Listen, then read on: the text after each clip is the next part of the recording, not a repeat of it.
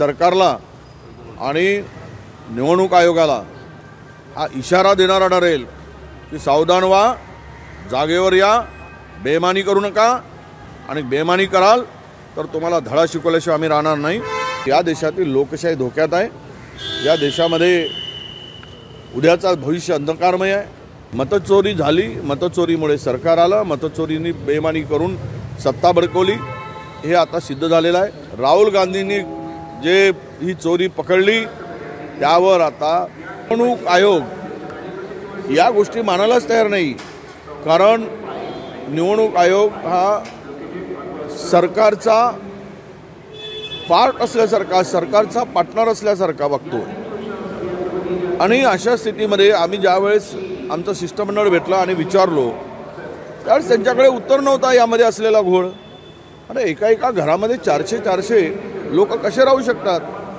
हा कोणी घोळ तयार केला, कुणाच्या इशाऱ्यावर केला? आणि आम्ही ज्यावेळेस निवडणूक आयोगाकडे या सगळ्या बाबी मागतो त्यावेळेस मिरची मात्र सरकारला जमते आणि ते उत्तर देत बसतात, जसे यांचे वकील लागले आहेत। म्हणजे तुम्ही बेईमानी करून निवडणुका जिंकल्यात, तुम्ही जनतेचा मॅन्डेट तुमच्या मागे नव्हता, हे सगळं घोळ पाहिल्यानंतर आता सिद्ध झालेलं आहे। आणि म्हणून आमची मागणी आहे की या मतदार याद्यामधील झालेली जे काही गडबड आहे ती संपूर्णतः बोगस मतदार आहे।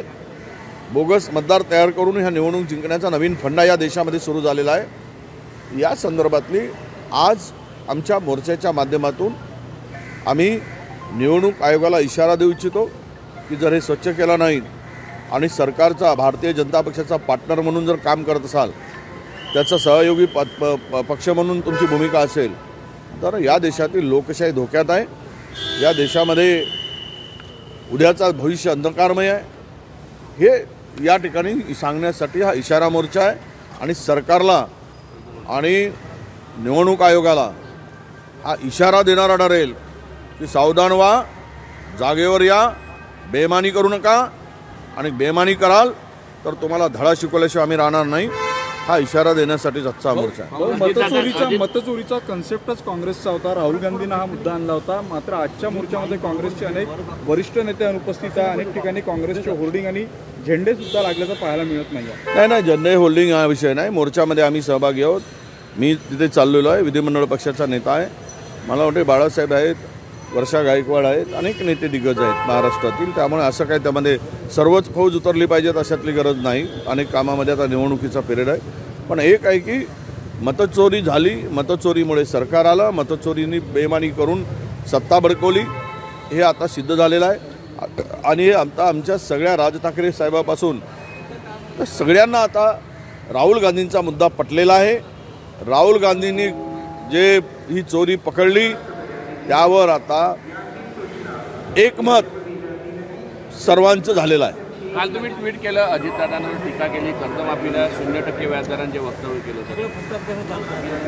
ही पद्धत खरं म्हणजे शेतकरी संकटात असताना असं असंवेदनशील बोलूच नाही।